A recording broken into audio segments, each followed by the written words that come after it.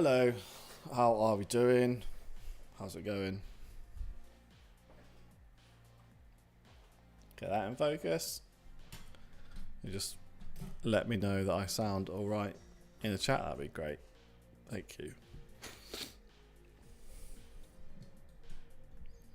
Not that I change any settings, just slightly paranoid.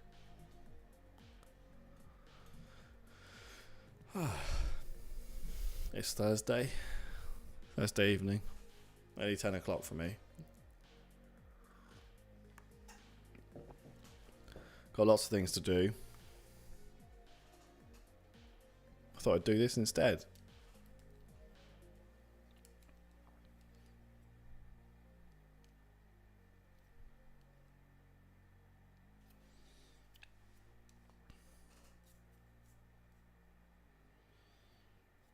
Sound a little tired. I'm good. Thanks for letting me know.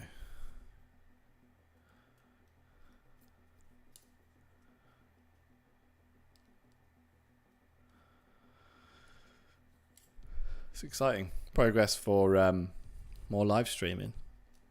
Streaming for 2 days in a row. Exactly. Welcome back, Zane. Thanks for coming in. 2 days in a row. I thought it might have been 3. Or is this only 2 and I'm just confused? Building up ahead of steam, some momentum. However, I'm actually away next week, so there won't be any live streams next week. Maybe not even.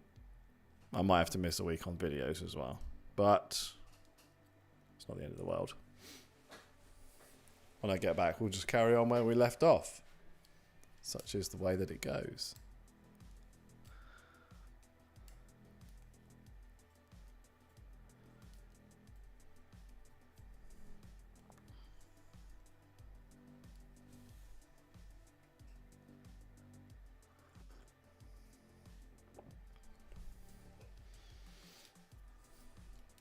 I don't have a particular special plan for anything to talk about this evening. But as always, I'm more than happy just to ramble on, if that suits.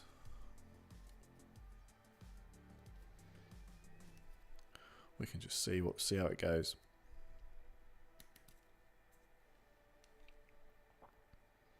I've been thinking about live stream projects again. I think that would be really fun. I gotta be honest though, I'm a little bit, like I've said it before, if any of you have been around before, but like I'm not worried about coding live with everyone watching. I'm just how I would perform or whatever. I don't really care about that. It is what it is. I'm just worried that you guys are going to get confused, 'cause I'm just going to stare at stuff for like minutes on end without really saying anything. That's what I'm worried about. But I would have thought like a nice hey Roshan, welcome back, mate. How's it going? I would have thought like something to work on during the live streams might be quite interesting. Keep me accountable as well. Need some advice? I will do my best.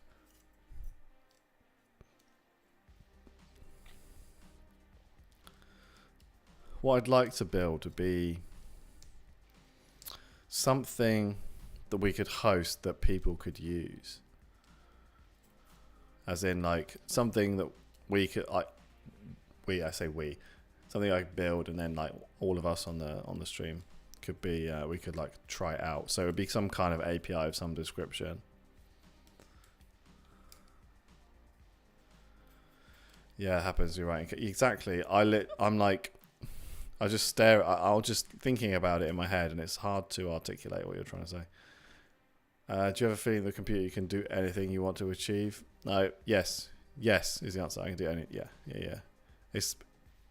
You get into that kind of dangerous phase where you kind of know, you think you know stuff, and you're like, yeah, I know how that can be done. Yeah, of course, I can see exactly how that can be done. But you don't know how to implement it or implement it well.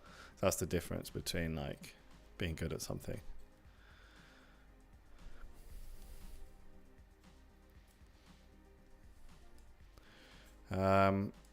What should I?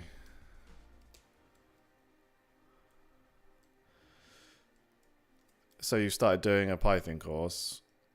If you finished it, the most important thing is if you decide to do one like that, is that you actually see it as far through as you can. I mean, not all courses are good. I don't know that one specifically, but I'm sure it is. Make sure you see it through, and like do your best to learn as much of it as you can going, and then learn as much of it as you can, and then after that, try to, hopefully in that course you'll have made things. After that, try and remake them, but without looking at the course. Even if they're different, take the idea and try and remake it. That's what I would suggest doing. Learning's hard though. It's hard. You really got to sit down and just keep doing things over and over. That's why learning on the job, I suppose, is much better. And if you have to do it, you'll find a way. Whereas if you're just sat down, you're like, I'm going to do a bit of that course, or I'm going to try and learn a bit of this, then it's easy just to not do it, really. Unless you're incredibly disciplined. Disciplined, not motivated, because there's a difference.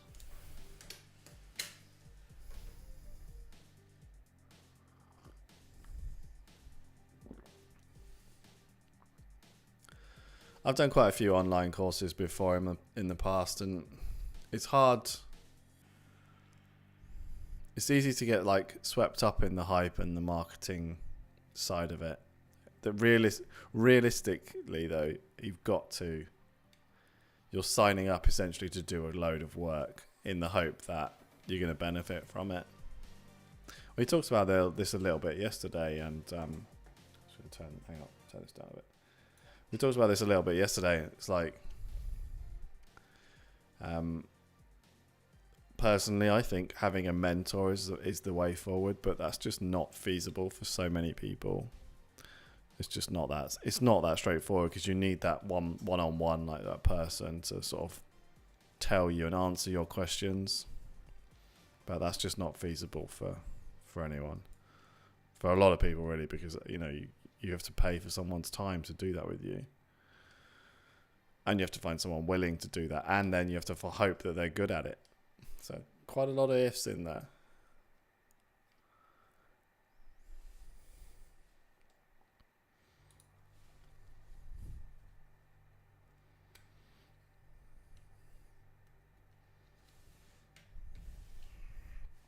Let me get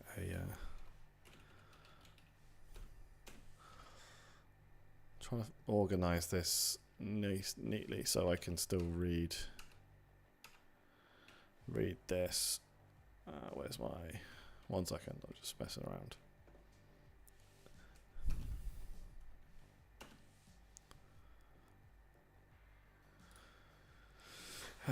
Sports statistics. Yeah.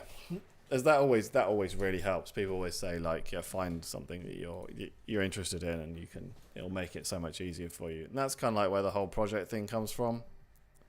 You still got to do it though, but that's totally.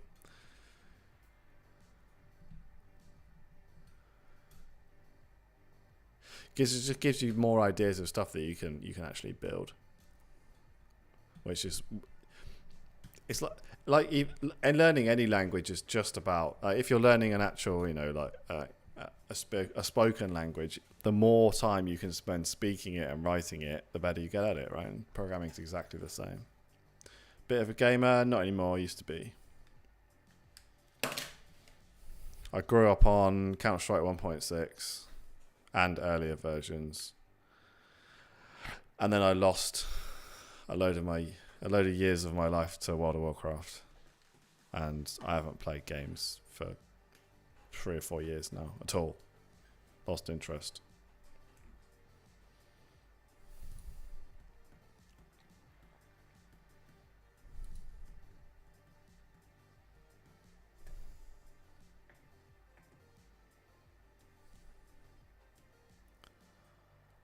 Change that.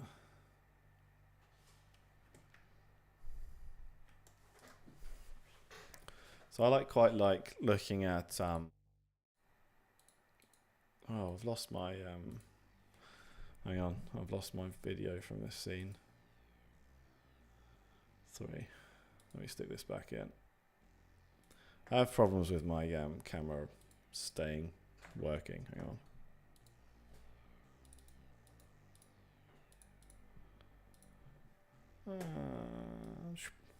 There we go. We'll stick me down here. Perfect.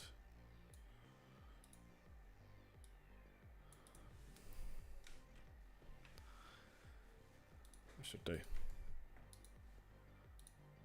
Oh dear, that's not working.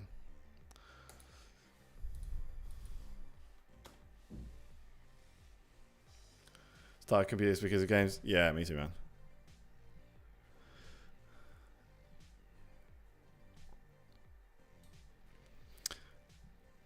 How much will it be affected by the changes done? A lot. There's not. That's the problem. Like, there's not a lot you can do when they change stuff. It really does just break it, and you can't. It's so hard because they'll just change the structure of the site. So you have to basically be on hand to rebuild, because you can't write a generic thing. It just doesn't work. It's not feasible.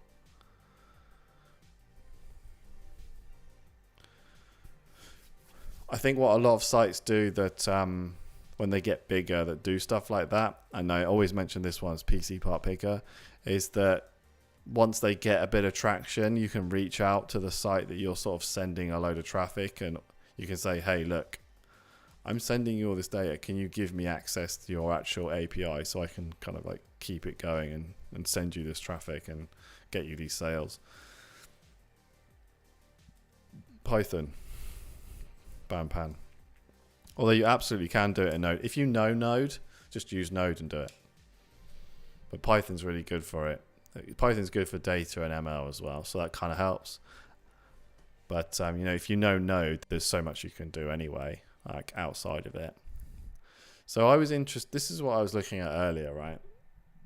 I find this sort of stuff really fascinating. The document, it sounds so lame, but if like a library or package or something's got good documentation, there's so much cool stuff you can find. So I was just looking at HTTPX because I was looking at making a short or a video or something about, you're a Node person? Super. You absolutely can do it with Node. There's Axios, Cheerio, and Puppeteer. That will get you as far as you need to go, really, I think.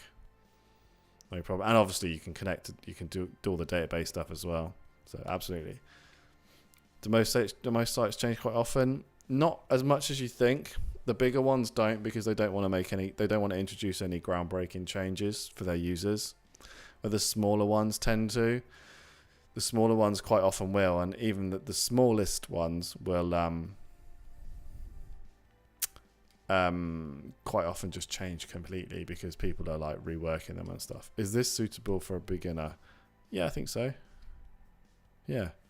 So I was looking at this because I was thinking about doing something on the HTTPX client and sort of talking about how, because I did it with the request client, request session it's called, and the HTTPX is the client. So I was thinking about sort of like not comparing the two, but sort of showing them, and I found this third-party packages, and this sort of stuff always interests me, because there's this one here, right? A library for scraping the web built on top of HTTPX, right, called Robox. And I look at this and I think, okay, so first thing I'm thinking is, well, built on top of HTTPX, so it's just a wrapper, which is fine.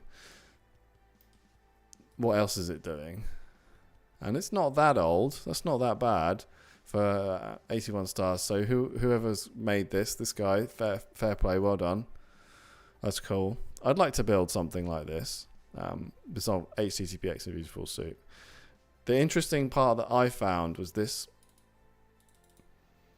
and this, the retry and the parsing tables. So async and that stuff, that's pretty cool. But here's a retry where he's written it in, so you can just pass this in. I'll make this a bit bigger. There we go. Here's the tables thing. I found this quite interesting. So this person obviously found that getting data from the tables was something that people might struggle with, and that kind of got me thinking, it kind of is, because there's so much stuff. If you're just putting tables, and I'm going to talk about pandas in a minute, read HTML. If you're just doing tables, there's quite a lot of things that you need to loop through. So doing it like this is quite neat, and I thought this was quite an interesting way of doing it. So let's have a look. Source table. So we got a class, initialization, couple of functions, and you can see how this all comes together, right? So if you've used Beautiful Soup 4 before, which I'm assuming most of you, if not all of you, have. Hang on, I'm just going to move something around 1 second. Let's put this on the other screen. I just want to do the scene swapping in case I don't accidentally dox myself. You can see here, you got this. Where you're finding all, so you can kind of walk through and you can see how, how it's been constructed. So we got our past table, initializer, table rows, finding all table rows, getting all the rows, outputting a list. What's TP? Oh, typing. Really? Okay. A list of strings. Fair enough. And we're enumerating over the rows because we're getting the for row and enumerate cells. Find all the cells or the th. That's the header cells. Recursive is false. That's interesting. I didn't realize you could do that in Beautiful Soup 4. Soup docs. What was it called? Recursive. Recursively. Oh, there's 12 results. Okay. Recursive.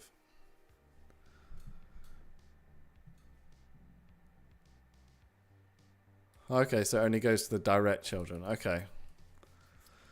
That's interesting. I'm not sure I've ever really found that I've needed to use that. Okay, so we're only going to the direct children. Okay, I get that. Column count. So we count, getting a count all the columns. Going through the rows. Find all headers. This is where we were. And fill it in. So we're turning in. So if we go back to the... I need to go back one more. Super. Hello, mate. Welcome in. Thanks for joining. Where was the table example? Right, that's why. Because we're turning it into each of it into a list. I see. So we're turning... Is this... Do we reckon this is actually a link? Are we turning every row into a list? Where's the headers? Okay. Oh, I see.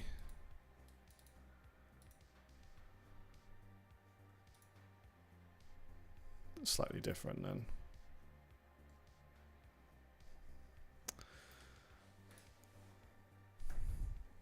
Okay.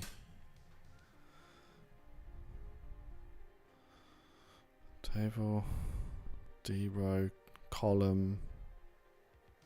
Fill the table, next column is offset by this col span to try and get it to... Right. I get it. So basically this part here is making it go... Hey Christoph, how's it going, mate? Is making it so we get like proper matched. So in the actual HTML, the 65, as we saw, only went for these, but you can see he's put it in twice. Okay. So that's interesting. This guy obviously was scraping a lot of tables, and he was like, I want to make sure that I have a good way of doing this. No worries, man. I'm glad that I'm glad you enjoyed the content, man. I really appreciate that. Let's have a look at the retry one. That's probably going to be more interesting.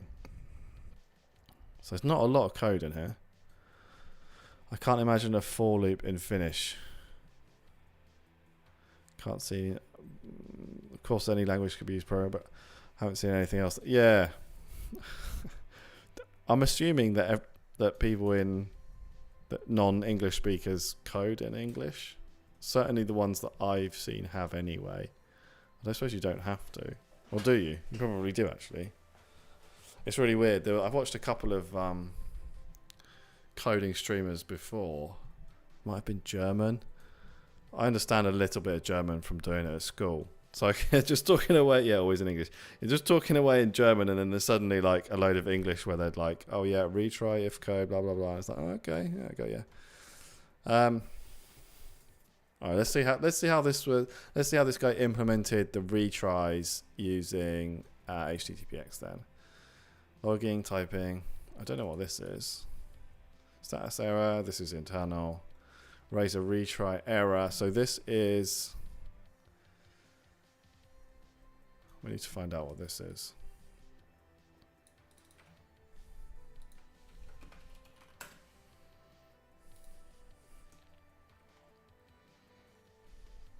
Oh, it's just a retry library. Oh, okay. Fair enough. Right. Okay. So we haven't built our own.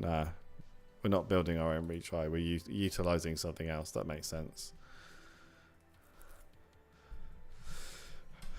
Hey from Algeria. Hello. Welcome in, mate. Nice to see you. Thanks for joining.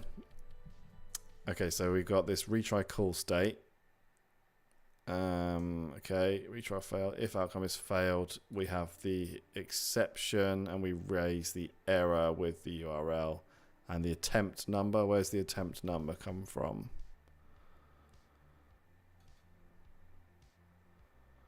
Must come from this, the outcome, retry state outcome. Okay, so this is coming from this tenacity. I need to look into this then because I didn't know about this. Okay, so we've got our retry error. Is exception with retry. Okay, returning a. Okay, I like this in Python. Is instance. You can just check if something's like, if it's a type, I suppose, is the right thing. Oh, can't click on it. So okay. Self retry call state. If it's okay, let's look at this one then. So yeah, we're heavily using this tenacity thing. So I've built a retry before, but I used a decorator to do it. I wrote a function for that basically just wrapped it in. So wraps.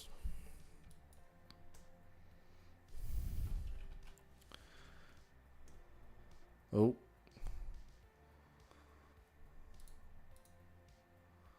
Where's wraps gone? So I did it, the way that I did it was I created, this was my decorator and it wrapped in this function. It basically tried it X amount of times depending on the number I put in. So if it tried it and if it hit that, if it hit the exception, which came from requests, which was the raise with status error, which I think is the same. I think I saw that in here. Then you just do that. I'm gonna look into this tenacity one though to see if that's pretty. It might be a better way of doing it. Oh. Oh, okay. Oh, okay. The thing it was forked from is no longer maintained.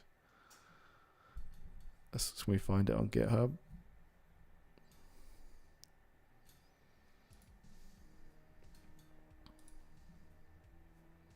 Oh, cool.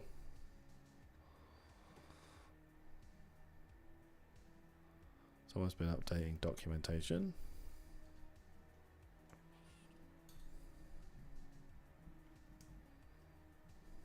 Yeah, so here's the decorator.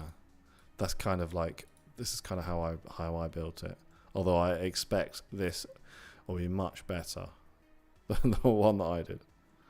Oh, nice.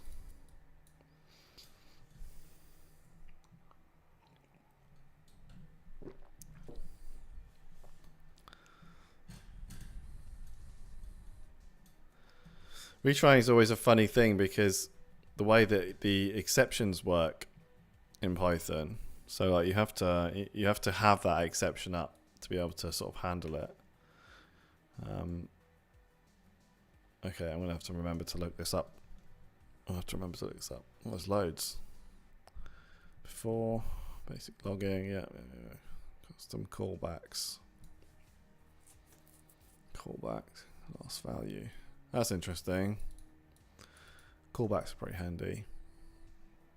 Oh, here's the retry call retry call state. Where do we see that up here?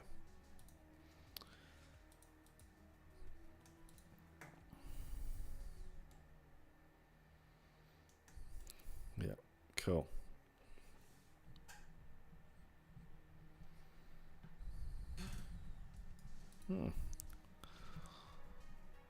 Like it. Can I see?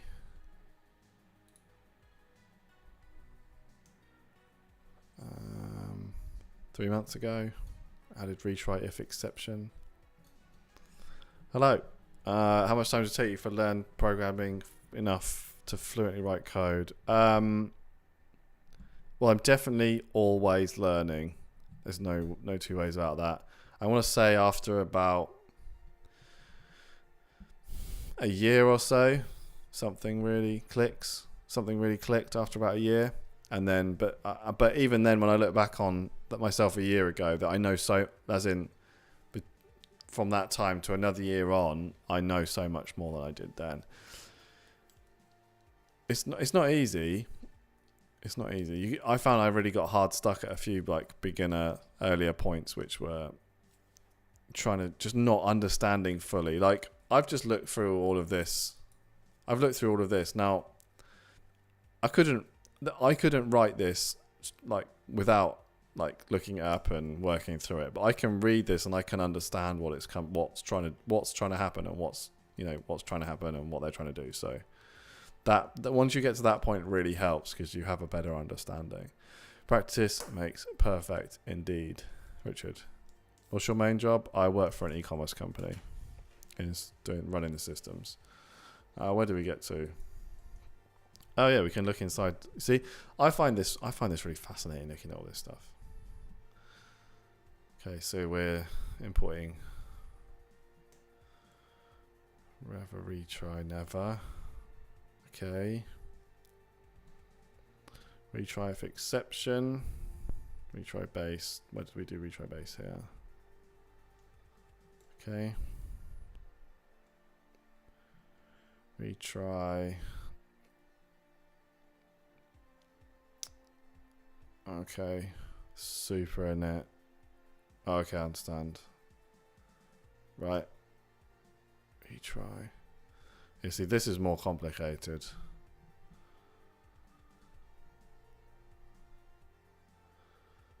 Retries. Okay.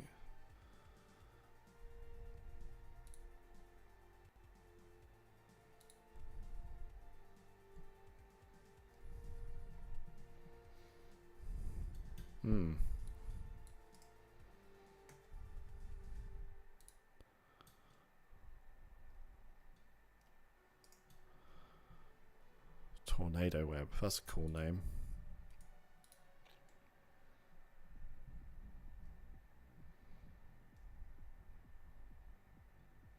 Yeah, I'm not really sure what that's for. I need to remember to look this back up and have a go with it later. Interesting.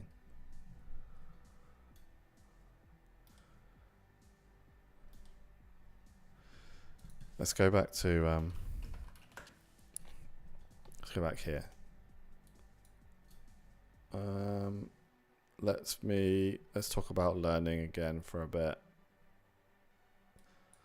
I want to start here. No. So if this is kind of like an understanding path, you need to get all the way down, really. I mean, errors and exceptions. This you can deal without to start with. Classes you can deal without, but the rest of this stuff up here, you really need to know. Thanks for selected access. Yeah, select access is great. I was so lucky that I found that because I was just looking at stuff and I was like, I know there's alternative parsers out there, and like this, I was looking at the Scrapey one and all that sort of stuff, and I was like, well, it's basically the same thing, like. And then Selectolax popped up, and it was built on top of I think it's called Modest. Oh wow, I can't type. Yeah, modest. And it was just like so fast, so great, and that was just brilliant. As soon as I saw this, and I was like, CSS first, perfect. This is what I want to use. So as soon as I had a quick go with it, I was like, all right, it's it's video time. It's brilliant. I use it for everything now. I have it just globally installed onto my Python on my machine, so I just go straight for it. It's interesting. I found this quite fascinating how they benchmarked it, as you can see the differences.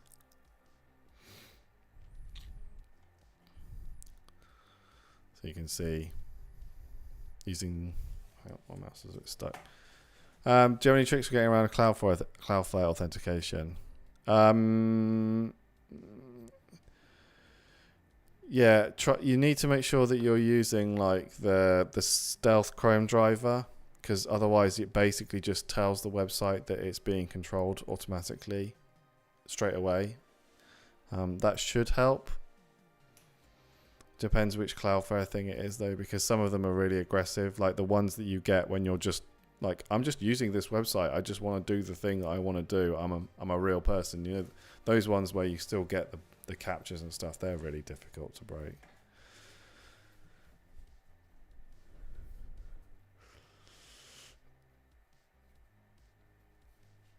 Are you, Mika, are you using virtual environments or anything like that? Because if you're not, you're going to get loads of conflicting package installations and versions, which causes all sorts of problems, unfortunately.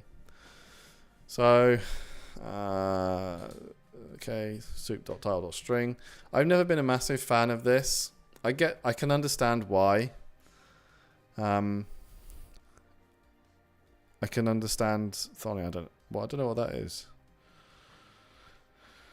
I can understand why this looks appealing, but I don't know how you turn this into like the more complicated selectors. Like, how do you make this work like this? So you invariably have to use two different things. I mean, find all on A tags is not really a massive. That's pretty standard. Hey Rick, how's it going, man? Nice of you to come in, say hello. I'm glad you enjoy them. I do my best. Thanks. Yeah, so find all script tags. I don't like this particularly either. In fact, even if I made that video I made not that long ago, which I think did quite well, where I talked about the HTML parsing, how I do it. I really feel like even if you want to use Beautiful Soup, that's cool, but I really think you should step away from these. I just don't. It's too. So that's why. This is why I like CSS selectors or XPath if you like XPath. It's because it's all separate, right? This is your selector string. This is it. That's your CSS selector string. Okay, that's what you do to get that piece of information. You don't make a dictionary, because that's a Python dictionary. So that's just how I feel. And I like the CSS first and the .css. I like this because it's clear what it is, mostly. Whereas like find and find all is very clear. So that's cool. It's the other ones with like where it doesn't work like. What was the other one that doesn't quite work like that? LOXL, everybody used that. Do the test. So yeah, that's one. That's why I always recommend, like, even if you're going to use Beautiful Soup for, use select and select one and do the CSS selectors. I think you'll benefit. Your element selecting game will be much better.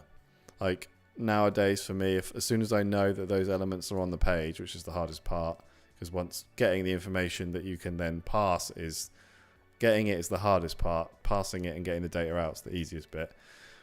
Nowadays I'd spend hardly any time on the selectors because I'm just, as soon as I find it, I'm like, okay, cool, yeah, just CSS select to that, and it's just straight, it's done, it's easy. That's why I like select OLAX, and it's super fast. Not that that's a massive deal, not that that's a massive issue, because like we're not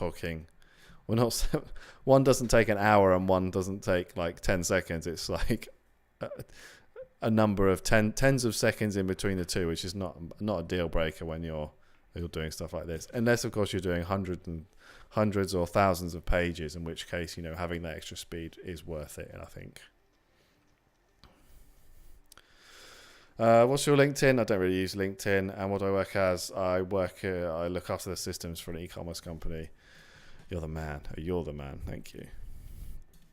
Is it possible to scrape a product configurator?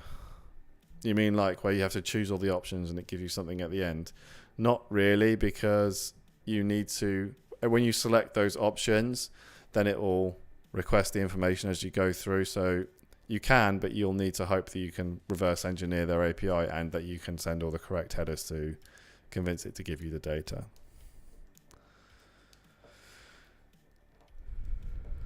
Can I find this VOD if I don't watch it live? Yes, you can. It will be on my channel and under the live section as soon as YouTube lets it be there. Once we're finished, I just say go. I don't do anything. I just let it go back up. Dante, hello, mate. Thank you. Very kind. Another name I think I recognise. So yeah, thanks to everyone that's dropped by, and especially if you've been here before this week or otherwise. I really appreciate the return viewers. This is definitely something I want to do more of. I've got plans. I just need to nail down a good stream schedule and time that works for me. And then, we'll be like, there'll be some kind of stream project. I'd love to do like viewer code reviews. And when I say code review, I don't mean like code assassinations, as in like, I'd like to see your projects and just show them and talk about them. Anis, hello mate, hello, and also maybe some kind of like interview style stuff as well, which might be quite interesting. And then outside of that, I don't know, talking crap, I suppose, or just talking about stuff, things that are interesting, having a good time, having a hangout, drinking some cold tea.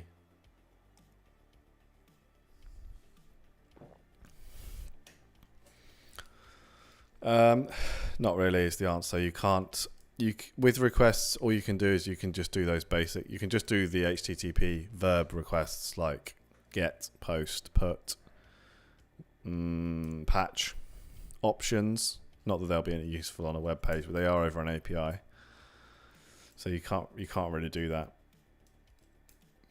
How do you handle blacklist? Well, like if you actually get blacklisted by a website, it's just blacklisted your IP. So use proxies, or if you don't want to do that, if you restart your router, you get a new IP generally. You just carry on from there. Friday EST 1600. What is EST? 1600. Oh. So just a bit earlier than this. Oh, EST as in like Eastern time? Oh, I don't know now what I'm looking at.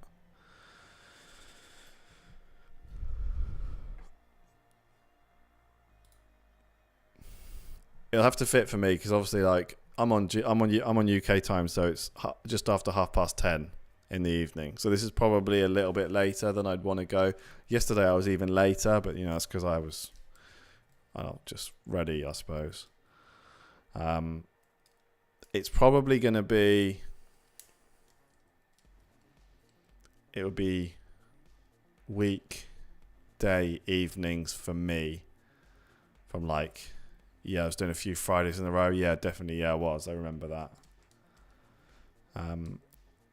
It would be weekday evenings, probably around that time. Probably, that's probably what it was. Do you know how to handle cookies? Yeah, Selenium should handle the cookies for you. When you start the browser up, it will hold the cookies as long as the browser's open. But you can access all of the cookie information.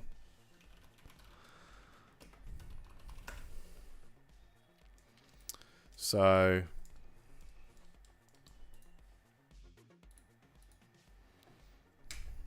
here. So depending on which one it is that you want, my browser doesn't like zooming in and out for some reason.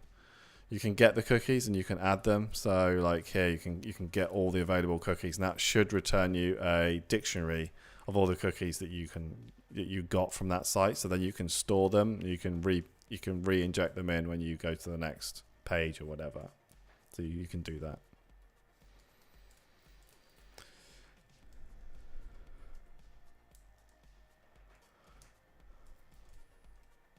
Oh, yeah. Everyone always asks about like the Cloudflare stuff. It's basically about having good residential IPs that you can use, not going directly to specific pages. So like if I was to go through, let's say I was looking at here and I was under this one, and then I was like the bug tracker, and then here. This is a bad example, but if you went directly here, that could be a flag, because why would a real user do that? You need to make sure you use the Stealth Chrome driver. There's a Selenium Stealth and Playwright Stealth as well. It just hides the telltale. We can see it here.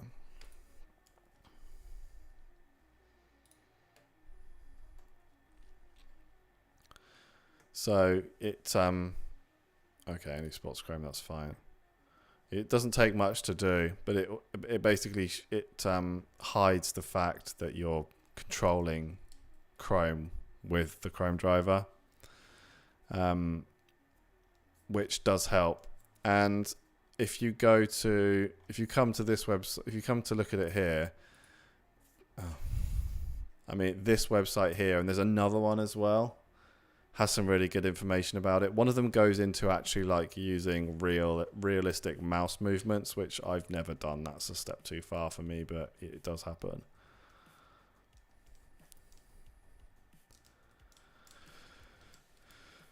Well, hey Nate, that's really kind of you, man. I'm really pleased. I'm really happy. It's really nice to hear from people that have like found my stuff and watch it and enjoy it, because that's kind of the main thing. That's kind of the main point, really. So that's really kind of you. I'm really pleased that you found it and you've enjoyed my content, man. I hope you stick around and enjoy the rest of it, because I'm still making it, it's still coming.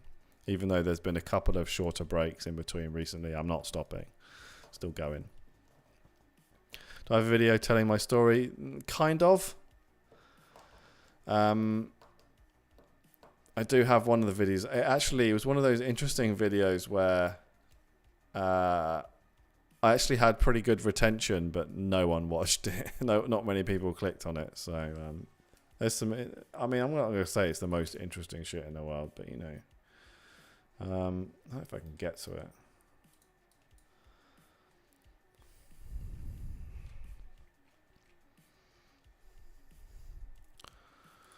Probably not going to show you my analytics. You'd be. Some people don't mind that. I can't remember which one it is. There's one in here somewhere.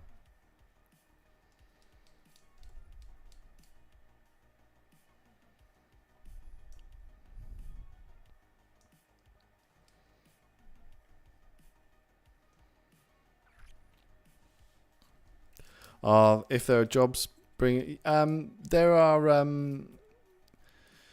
yes and no. It is quite specialized, which does mean that there's not an awful lot of actual open work like that around. I've done freelance work. I've had quite a lot of offers for it, and a lot which I've had to turn down because I just don't have the time.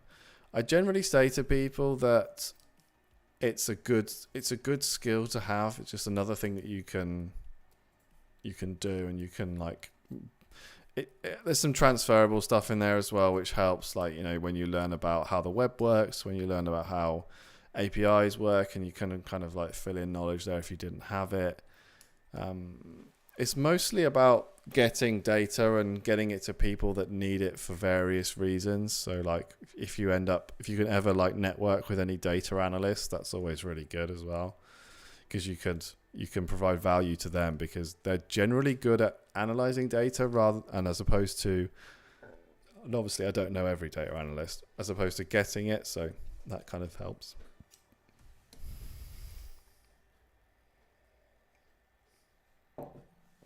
I do think, though, it's more about the money's more in like providing a service to people around the data rather than just like doing the legwork for them. But I suppose that's probably fairly consistent across a lot of things.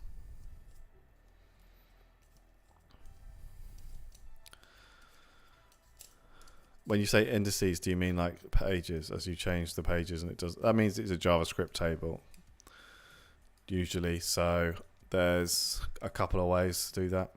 Usually there'll be an API call to get all the data that's sent to the front end of the page. Sometimes there's an actual file that JavaScript loads that will have it in, that you can find if you go into sources in the view, in the inspect element page, or various other ways, I suppose. That's not what I meant to do.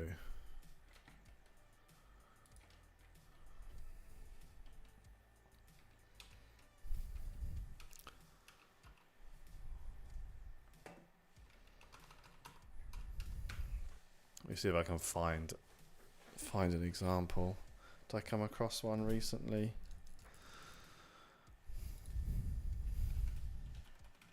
Do you mean like this? Like one of these ones? It does this, if that's what you mean. You need to go. I don't know if it'll show on here because this is obviously a demo for their stuff. So it might not be here.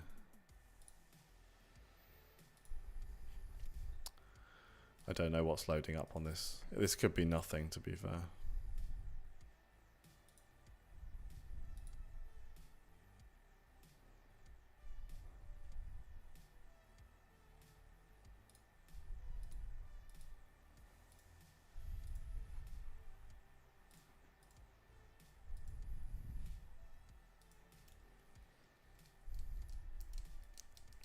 There's one of my videos, I covered it. You can usually see, I don't know what this is obviously, this might just be in the source.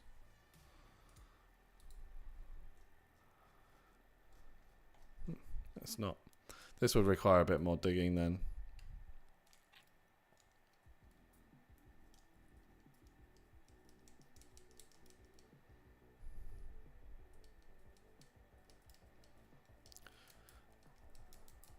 Stock market data. So stuff like that is interesting because there's almost always an API that someone's got that you can use to get that information.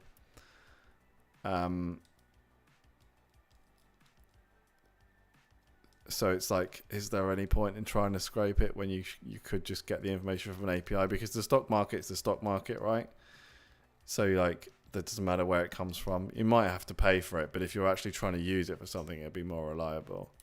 Dividend table. Can you suggest a rule of thumb for how to tell when XPath or CSX expression is unnecessarily complicated? If it's readable. If you look at it and you know exactly what's going on and it's readable in the context of the rest of your code, it's probably all right. The way that I do it, I do this a lot. Let me see if I can, bear with me a second.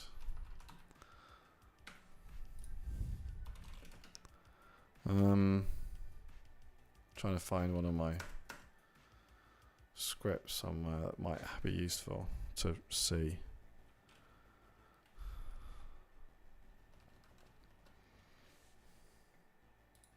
So I do this a lot. Let me see Is this still too big, too small?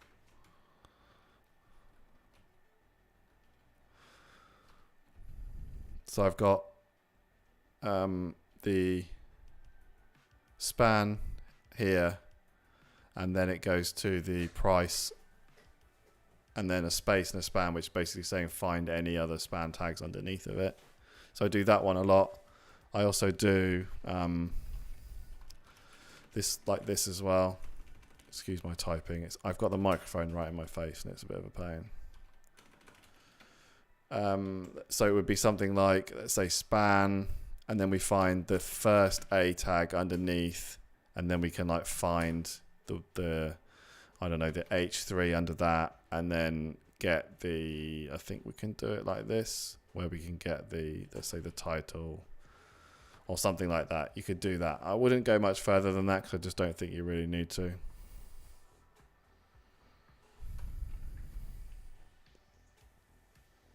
But if it's readable, it's all good.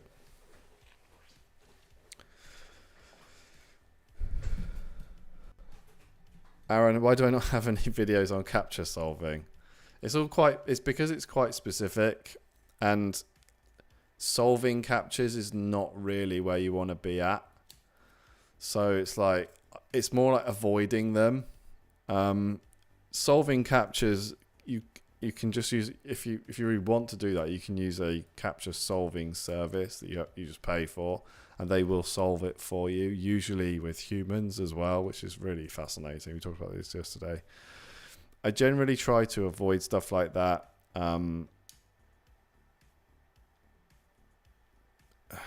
You want to get to a point where you're not getting them. If you start to get them, then either they've really beefed up the security on that site, and you need to think about where you're actually trying to get your information from, or you want to make sure that you're not giving anything away, telltale signs that means that you get the captures in the first place. Hope that helps. I'm learning Python, so it's more of an exercise to practice. Yeah, that's cool.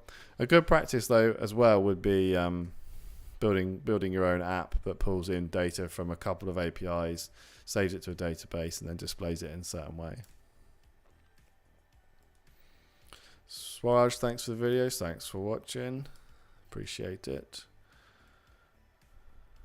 Do I know any XPath? No, I don't know any tools that build it for you automatically. If you want to get a good start, you can just go on the element itself and just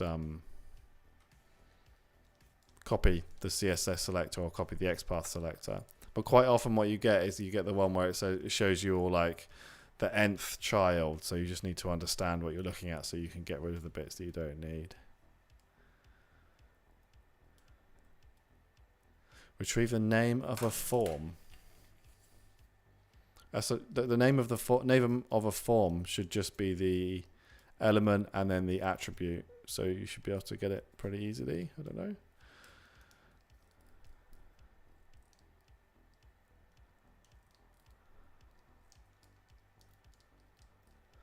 That's an interesting. That's one. Yeah, that's an interesting way of looking at it.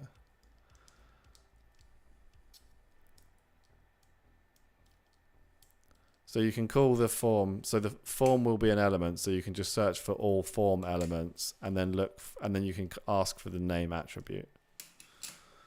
So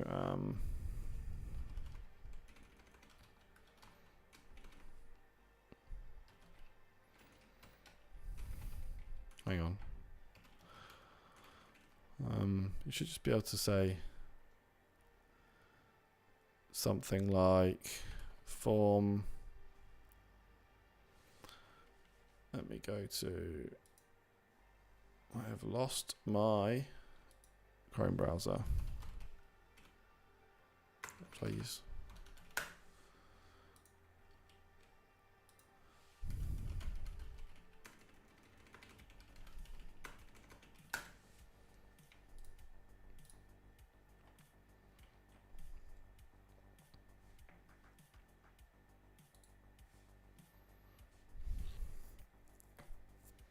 So you want to do, your element is form, and then the attribute one is like this.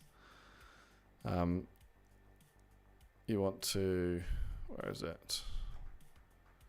That's find by attribute. Oh no, you need to do, depending on what's, hang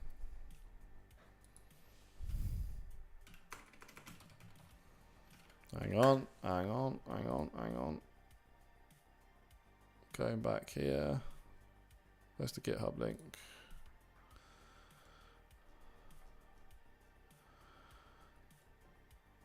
So this would be your form, and then the dot attributes will give you a dictionary which will include the form name. That's what I was looking for. I was in the wrong place before.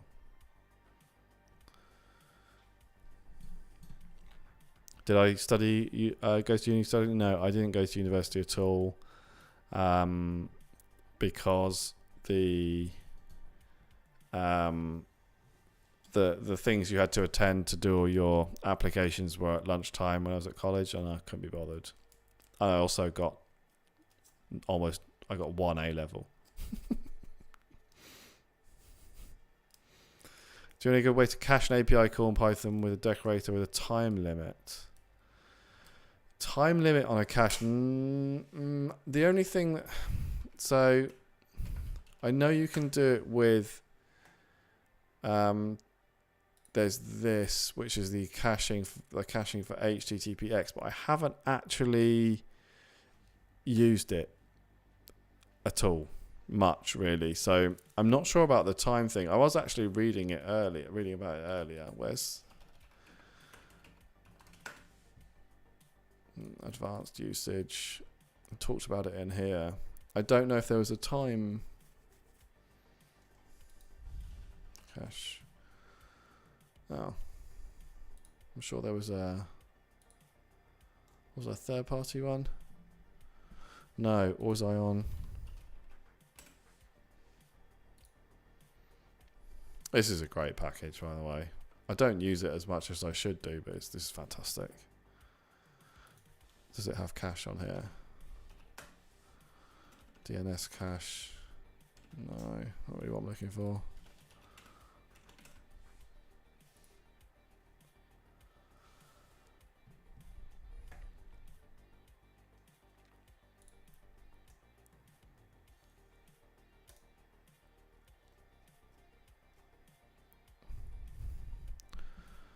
I don't know if this would help. Again, I haven't used it. I don't know. No, it doesn't. It's got wait time. It doesn't have like a timeout. I'm not sure. A good question. That's something I'm going to look into. I'll write it down in my book actually. So that was a good one.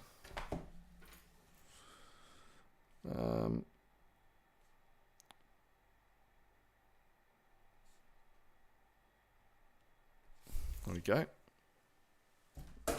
Yeah, we'll both have a look at it. See how we get to. Scraping social media sites. You get a lot of requests, but never try. I stay away from them. It's too close to. I know it's generally data in the public domain, but it's too close to. No, I don't like it. It's too personal, a bit stalkery. It's not. I don't like it. It's too close to like personal information, so I stay away from that sort of thing. Most of my scraping is like research data, I guess, product information for product comparison. I don't do an awful lot of leads really. Again, nothing wrong with that, I suppose, finding people, connecting people, but it's mostly product information I do, and that's because that's the field that I work in. Thoughts on ChatGPT? We talked about that extensively yesterday, actually. I think the TLDR on that it's pretty cool, but we're not in danger yet. Like, I could see it being like a useful thing to be able to ask. Well, actually, no, because yesterday I said like I thought it might be useful. You could ask it things whilst you're like working on stuff, which a lot of people do. But I think the beauty of searching instead is that you can take like 10 different results for what Google thinks the answer to your question is, and you can make your own mind up. Is AO HTTP a replacement? Yeah, it does the same thing. I've used it a couple of times in my videos before, but not often. And I should do more because you get a client and you can also do a server. So I wrote a short API in it. You should come, if you're interested, come here and have a look at, where's the, is it Quick Start? No, client. Because there was a bit where it talked about,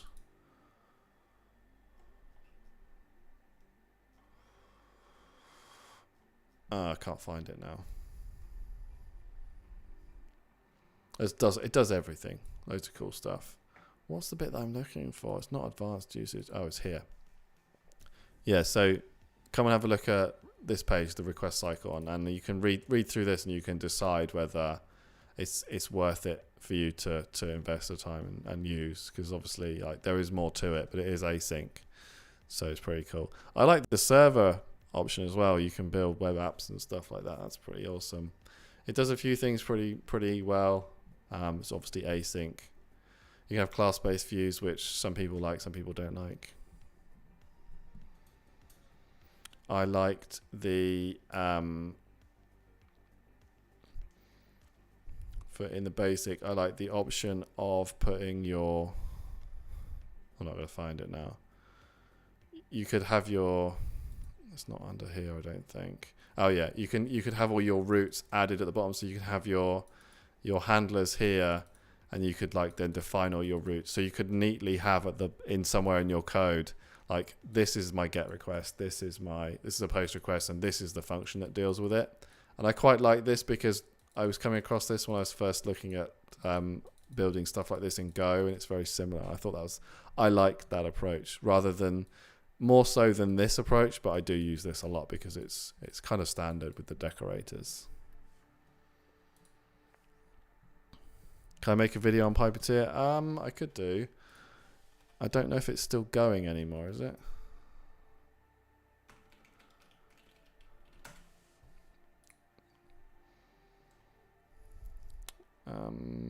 Yeah, so I've thought about it before, but if you come to their repo, it just says unmaintained, and it just recommends using Playwright.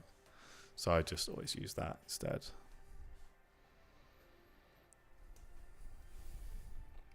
There are sites for comparing prices. It's scraped. Yeah, so, and also the bigger ones of those sites will also have reached out to those betting sites, and they'll pay for the data, and they'll have deals going on. That's kind of it's kind of the way that works, because like I don't scrape betting sites, not because it's not my thing. If people want to like gamble and stuff, that's up to them, but it's not for me. So I stay away from that. But they often have the most like intense bot protection as well, obviously. Any tips to sound confident? Yeah, just keep doing it. If you were to go back and watch my first videos, don't by the way. But if you did, you'd see how bad it was at the start. I've just done it so much now. I'm used to just talking to my computer screen.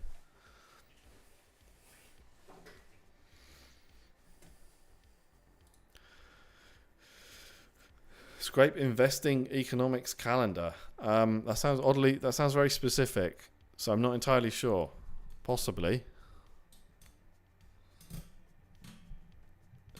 With Amazon, any general tips and gotchas you can think of? The main one, which is I suppose a beginner thing, is that often the price pops up in several different places, so you have to make sure that you get them all covered and you understand which ones, because it's got all sorts of different prices all over the place. And if you're really interested in getting Amazon data, you really want access to their product API, which kind of sucks, but it's an easier way of doing it in a way. You need to jump through a couple of hoops to get there, but it's not hard. Is scraping worth it? Can we land a decent job? You can. It's not it's not as wide or it's not as big as like, you know, building applications or building websites for people. So it's not going to be as straightforward as that. I think in my whole time of this, I've seen maybe like 3 or 4 jobs, as in my, not in my area, but in like the south of the UK, I suppose, where I'm from, that used Scrapey as well. So there you go. I kind of say it more of a side skill to learn that's just really useful, but also it's a really good way to learn how to it's a really good way to learn Python, because you have to touch so many different things, and you can start off basic and you can build it up. You can start off with like 6 lines of code to get you some data from a basic website. You can build that all the way up through into like a fully working app that you can then build with Python to show that and do stuff with it. So that's why I quite like it.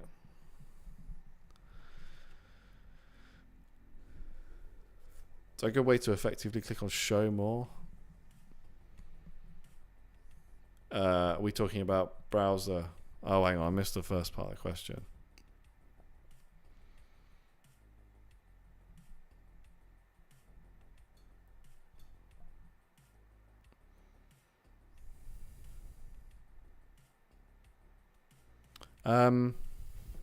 So okay, you can either just pull the data that's, you know, that it shows you there, the 1.2k, and then you could just round that. Or if you click show more, if you're using browser automation, you could do that. You would, I don't know. I'm not sure if I don't know. There will be ways. I'm not entirely sure the best way to do it though. I would probably just negate the fact that there's 11 extra views, unless you want it to be really specific. But there's the YouTube API if you really wanted to do stuff like that as well. For your own videos, of course. Scraping products from Marketplace. We're looking at how many items sold per month. Doesn't show on the page. It's possible they hide it somewhere. It won't be available. It won't be available anywhere, because it won't be available to the front end of the system. It will be stored on the back end. Ironically, Shopify used to show the stock levels in their like open API, which so anyone could see the stock levels of any Shopify stock, but they removed it because everyone complained about it. So you can't, I'm afraid. There's no way, because it's just not, that information is just not available to the front end of the site, or it shouldn't be. If there's any stores that it makes it available, then they're either doing it on purpose, or they've got some problems that they need to fix.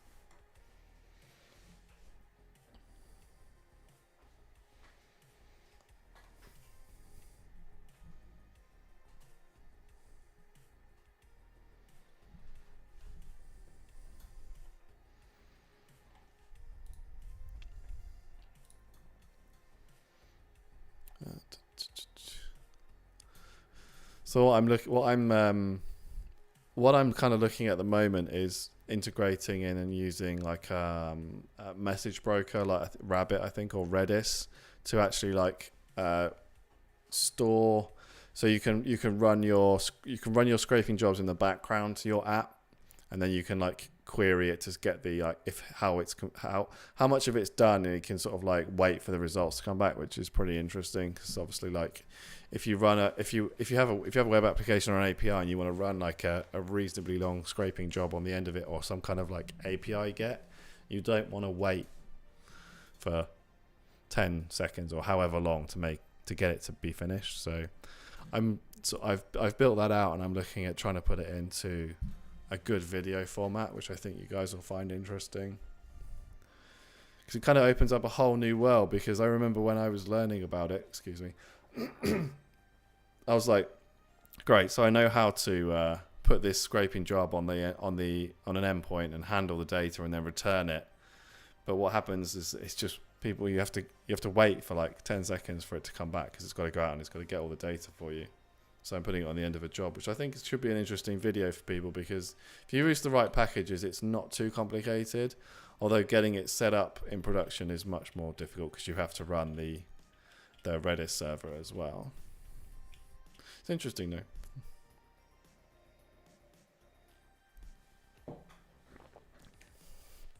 Right, so that's. I think I'm going to call it there. This has been a good one. We've talked about some web scraping stuff. We talked about some code stuff. We've had a look at some Python packages, which was pretty interesting. Saw some familiar faces. Thank you very much for coming in, and thank you very much to everyone for asking all the questions, which I hopefully managed to answer to some degree of success. And the ones that I couldn't, I just mumbled my way through and hoped that you would buy whatever I was selling. So there we go. Thank you very much for watching, guys. I'm going to be away next week, so this is going to be it for a little while. But I am going to I'm going to put together a stream schedule so we can all kind of get together a few times a week and do this. I think it'll be really great. So watch for that in a couple of weeks' time. Next live, week after next. So we're talking like end of January. Because we're the 12th week after next, so end of January. So thanks to you for everyone dropping by, and cheers, Christoph. Thank you very much, Mika. Thank you. I will see you guys next time.